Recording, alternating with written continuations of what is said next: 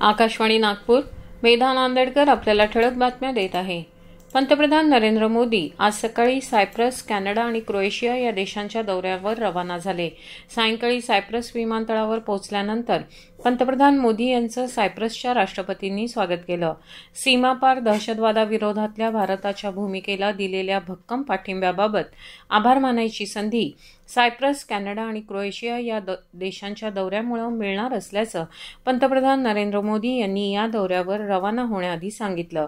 सर्व प्रकारच्या दहशतवादाशी कसा सामना करायचा याबाबत अधिक सुस्पष्टता आणण्याकरताही हा दौरा उपयुक्त ठरणार असल्याचं ते म्हणाले.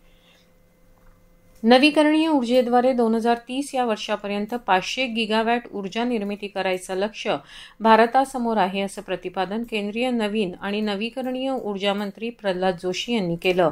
ते बंगळुरू इथं जागतिक पवन ऊर्जा दिनानिमित्त आयोजित केलेल्या कार्यक्रमात बोलत होते. भारताच्या नवीकरणीय ऊर्जा क्षेत्रानं लक्षणीय प्रगती केली आहे.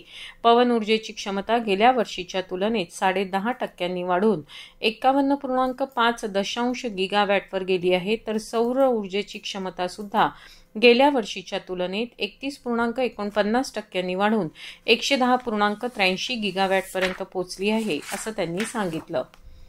गडचिरोली जिल्ह्यातील अतिदुर्गम, नक्षलग्रस्त भागातील आणि आर्थिक मागास कुटुंबांमधील विद्यार्थ्यांसाठी आजचा दिवस ऐतिहासिक ठरला.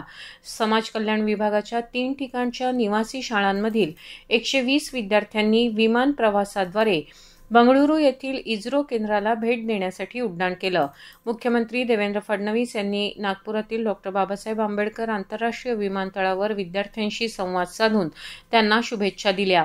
समाज कल्याण विभागाद्वारे संचालित सिरोंचा, अहेरी तालुक्यातील वांगेपल्ली आणि गडचिरोली तालुक्यातील नवेगाव येथील निवासी शाळांचे हे विद्यार्थी आहेत. हे सर्वजण इस्रोला भेट देऊन उपग्रह, रॉकेट, अवकाश तंत्रज्ञान याविषयीची माहिती जाणून घेणार आहेत. हवामान.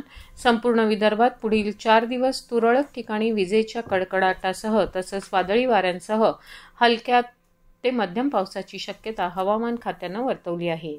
याबरोबरच हे ठळक बातमीपत्र संपलं. या पुढील ठळक बातमीपत्र आपण उद्या सकाळी 10:58 ऐकू शकाल. नमस्कार.